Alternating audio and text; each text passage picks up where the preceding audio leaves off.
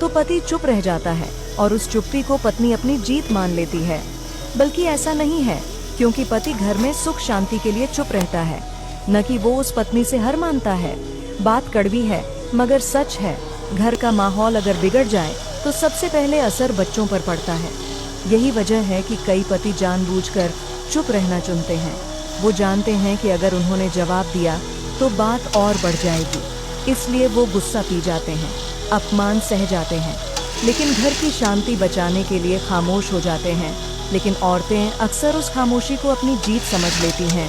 उन्हें लगता है कि पति डर गया है, पति हार गया है, पति गलत है, जबकि सच तो ये है कि पति अगर चाहे तो जवाबों की बौछार कर दे, मगर वो अपने परिवार की इज्जत और अपने बच्चों की खुशी के लिए सब सह लेता है।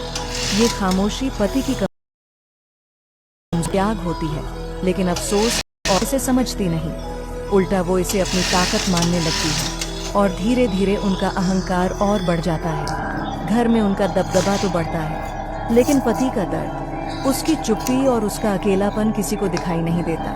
असलियत ये है कि शादीशुदा जिंदगी में सबसे ज्यादा सहने वाला इंसान पति ही होता है।